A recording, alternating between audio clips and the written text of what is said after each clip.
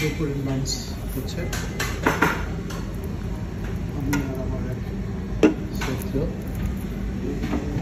আমি চেয়েছিলাম, তাকে অফার করেছিলাম আমি, বাট তিনি আমাকে মানে কী বলবো যে অপ্রস্তুত করে ফেললেন, পেমেন্টটা করে ফেললেন। এটা আমার কাছে খুব খারাপ লেগেছে।